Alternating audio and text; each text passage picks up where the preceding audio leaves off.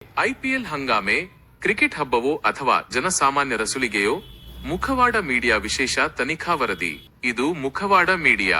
ಸತ್ಯದ ಪರವಾಗಿ ಧ್ವನಿ ಎತ್ತುವ ನಮ್ಮ ಈ ವಿಶೇಷ ವರದಿ ನೋಡುವ ಮುನ್ನ ಕೂಡಲೇ ನಮ್ಮ ಯೂಟ್ಯೂಬ್ ಚಾನೆಲ್ಗೆ ಸಬ್ಸ್ಕ್ರೈಬ್ ಮಾಡಿ, ಇನ್ಸ್ಟಾಗ್ರಾಮ್ ಮತ್ತು ಫೇಸ್ಬುಕ್ನಲ್ಲಿ ನಮ್ಮನ್ನು ಫಾಲೋ ಮಾಡಿ.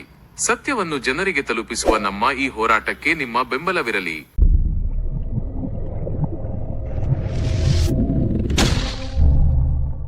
ಬೆಂಗಳೂರಿನಲ್ಲಿ ಐಪಿಎಲ್ ಜ್ವರ ಶುರುವಾಗಿದೆ.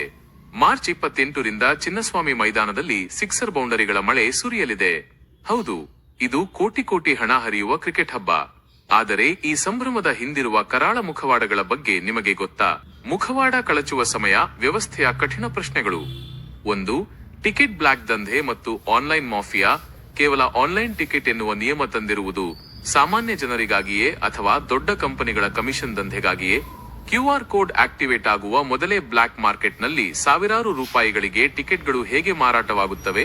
ನಿಜವಾದ ಅಭಿಮಾನಿ ಸಾಲಿನಲ್ಲಿ ನಿಂತು ಸುಸ್ತಾಗುತ್ತಿದ್ದಾನೆ, ಆದರೆ ಪ್ರಭಾವಿಗಳಿಗೆ ಸಾಲು ಸಾಲು ವಿಐಪಿ ಪಾಸ್ಗಳು ಹೇಗೆ ತಲುಪುತ್ತವೆ? ಇದು ಜನಸಾಮಾನ್ಯರ ಸುಲಿಗೆಯಲ್ಲವೇ? 2. ರಾಜಕೀಯ ಹಸ್ತಕ್ಷೇಪ ಮತ್ತು ಖಾದಿ ದರ್ಬಾರ್. ಐಪಿಎಲ್ ಎನ್ನುವುದು ಕ್ರೀಡೆಯ ಹಬ್ಬವಾಗಬೇಕೇ ಹೊರತು ರಾಜಕಾರಣಿಗಳ ಶಕ್ತಿ ಪ್ರದರ್ಶನವಲ್ಲ. ಸ್ಟೇಡಿಯಂನ ಪ್ರಮುಖ ಗ್ಯಾಲರಿಗಳು ರಾಜಕೀಯ ನಾಯಕರ ಹಿಂಬಾಲಕರಿಂದಲೇ ತುಂಬಿರುತ್ತವೆ. ಜನಪ್ರತಿನಿಧಿಗಳು ಕ್ರೀಡೆಯನ್ನು ಕ್ರೀಡೆಯಾಗಿ ನೋಡಲಿ. ಅಧಿಕಾರಿಗಳ ಮೇಲೆ ಒತ್ತಡ ಹೇರಿ ಪಾಸ್ ಗಿಟ್ಟಿಸಿಕೊಳ್ಳುವ ಈ ಖಾದಿಧಾರಿಗಳ ದರ್ಬಾರ್ಗೆ ಬೀಗ ಬೀಳುವ ಕಾಲ ಯಾವಾಗ? ಸಾಮಾನ್ಯ ಜನರಿಗೆ ಸಿಗದ ಸೌಲಭ್ಯಗಳು ಇವರಿಗೆ ಮಾತ್ರ ಹೇಗೆ ಸಿಗುತ್ತವೆ? ಈ ರಾಜಕೀಯ ಹಸ್ತಕ್ಷೇಪವೇ ಭದ್ರತಾ ಲೋಪಕ್ಕೆ ಅಡಿಪಾಯ ಎಂಬುದು ನಮ್ಮ ನೇರ ಆರೋಪ. ಪೊಲೀಸ್ ಇಲಾಖೆ ಮತ್ತು ಭದ್ರತೆಯ ನಾಟಕ.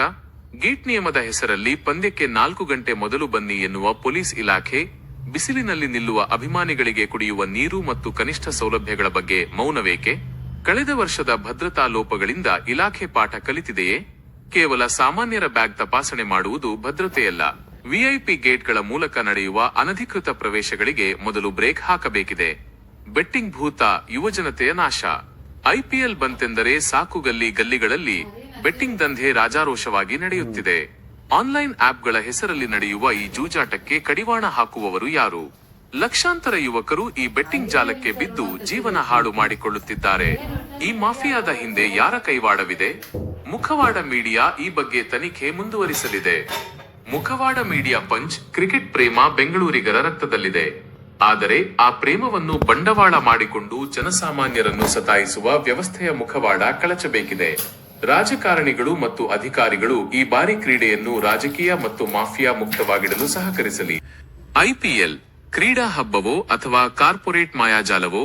ಚಿನ್ನಸ್ವಾಮಿ ಕ್ರೀಡಾಂಗಣದ ಸುತ್ತಲಿನ ವ್ಯವಸ್ಥೆಗಳು ಕೇವಲ ಮೇಲ್ಪದರದ ಮೆರುಗು ಎಂಬಂತೆ ಕಾಣುತ್ತಿವೆ. ಇದರ ಆಳವಾದ ವಿಶ್ಲೇಷಣೆ ಇಲ್ಲಿದೆ.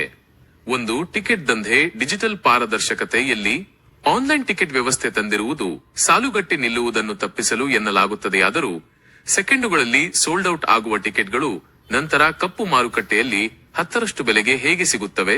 ತಾಂತ್ರಿಕ ಲೋಪ. ಸಾಮಾನ್ಯ ಜನರಿಗೆ ವೆಬ್ಸೈಟ್ ಹ್ಯಾಂಗ್ ಆಗುವಾಗ ಬ್ಲಾಕ್ ಮಾರ್ಕೆಟ್ ದಂಧೆಕೋರರಿಗೆ ಬಾಟ್ ತಂತ್ರಜ್ಞಾನದ ಮೂಲಕ ಟಿಕೆಟ್ ಖರೀದಿಸಲು ಯಾರು ಅವಕಾಶ ನೀಡುತ್ತಿದ್ದಾರೆ? ವಿಐಪಿ ಸಂಸ್ಕೃತಿ ವರ್ಸಸ್ ಸಾಮಾನ್ಯ ಅಭಿಮಾನಿ. ರಾಜಕಾರಣಿಗಳ ಮತ್ತು ಅಧಿಕಾರಿಗಳ ಪ್ರಭಾವದಿಂದಾಗಿ ಕ್ರೀಡಾಂಗಣದ ಗ್ಯಾಲರಿಗಳು ಅಧಿಕಾರ ಕೇಂದ್ರಗಳಾಗಿ ಬದಲಾಗುತ್ತಿವೆ. ಸೌಲಭ್ಯದ ತಾರತಮ್ಯ. ಟಿಕೆಟ್ ಖರೀದಿಸಿ ಬರುವ ಅಭಿಮಾನಿ ಗಂಟೆಗಟ್ಟಲೆ ಬಿಸಿಲಿನಲ್ಲಿ ನಿಲ್ಲಬೇಕು. ಆದರೆ ಪಾಸ್ ಪಡೆದು ಬರುವವರಿಗೆ ವಿಶೇಷ ದ್ವಾರ ಮತ್ತು ಸೌಲಭ್ಯಗಳು. ಇದು ಕ್ರೀಡಾ ಸ್ಫೂರ್ತಿಗೆ ವಿರುದ್ಧವಾದುದು. 3. ಮೂಲಭೂತ ಸೌಕರ್ಯದ ಕೊರತೆ. ಪೊಲೀಸ್ ಇಲಾಖೆ ಸಂಚಾರ ದಟ್ಟಣೆ ನಿಯಂತ್ರಿಸಲು ನಿಯಮಗಳನ್ನು ಜಾರಿಗೆ ತರುತ್ತದೆ. ಆದರೆ ಮೆಟ್ರೋ ಅವಾಂತರ. ಪಂದ್ಯ ಮುಗಿದ ನಂತರ ಸಾವಿರಾರು ಜನರು ಏಕಕಾಲಕ್ಕೆ ಮೆಟ್ರೋ ನಿಲ್ದಾಣಕ್ಕೆ ನುಗ್ಗಿದಾಗ ಅಲ್ಲಿನ ಸುರಕ್ಷತೆ ಮತ್ತು ಜನದಟ್ಟಣೆ ನಿರ್ವಹಣೆಗೆ ಕಟ್ಟುನಿಟ್ಟಿನ ಕ್ರಮಗಳಿಲ್ಲ. ಪಾರ್ಕಿಂಗ್ ದಂಧೆ. ಸ್ಟೇಡಿಯಂ ಸುತ್ತಮುತ್ತಲಿನ ಖಾಸಗಿ ಪಾರ್ಕಿಂಗ್ ಮಾಲೀಕರು ಪಂದ್ಯದ ದಿನದಂದು ಸುಲಿಗೆಗಿಳಿಯುವುದು ಎಲ್ಲರಿಗೂ ತಿಳಿದಿರುವ ವಿಷಯ. ಆಡಿಟ್ ವರದಿ. ಪ್ರತಿ ಪಂದ್ಯಕ್ಕೆ ಎಷ್ಟು ಟಿಕೆಟ್ಗಳನ್ನು ಸಾರ್ವಜನಿಕರಿಗೆ ನೀಡಲಾಗಿದೆ ಮತ್ತು ಎಷ್ಟು ಪಾಸ್ಗಳನ್ನು ಹಂಚಲಾಗಿದೆ ಎಂಬ ಅಂಕಿಅಂಶಗಳನ್ನು ಬಿಡುಗಡೆ ಮಾಡಲಿ. ಕುಡಿಯುವ ನೀರು. ಕ್ರೀಡಾಂಗಣದ ಒಳಗೆ ನೀರಿನ ಬಾಟಲಿಗಳನ್ನು ನಿಷೇಧಿಸಿ, ದುಬಾರಿ ಬೆಲೆಗೆ ನೀರು ಮಾರುವುದನ್ನು ನಿಲ್ಲಿಸಿ, ಉಚಿತ ಕುಡಿಯುವ ನೀರಿನ ವ್ಯವಸ್ಥೆ ಕಡ್ಡಾಯ ಮಾಡಲಿ. ಅಭಿಮಾನಿಗಳ ಹಕ್ಕು.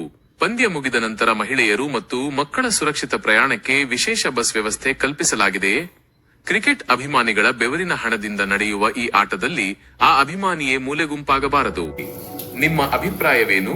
ಈ ಟಿಕೆಟ್ ದಂಧೆ ರಾಜಕಾರಣಿಗಳ ಹಸ್ತಕ್ಷೇಪ ಮತ್ತು ಬೆಟ್ಟಿಂಗ್ ಹಾವಳಿಯ ಬಗ್ಗೆ ನೀವು ಏನು ಹೇಳುತ್ತೀರಿ? ಕೆಳಗೆ ಕಾಮೆಂಟ್ ಮಾಡಿ. ಈ ವಿಡಿಯೋ ಇಷ್ಟವಾದರೆ ಲೈಕ್ ಮಾಡಿ ಮತ್ತು ಶೇರ್ ಮಾಡಿ. ನಿರಂತರ ಸತ್ಯ ಸುದ್ದಿಗಳಿಗಾಗಿ ಮುಖವಾಡ ಮೀಡಿಯಾ ಜೊತೆ ಇರಿ.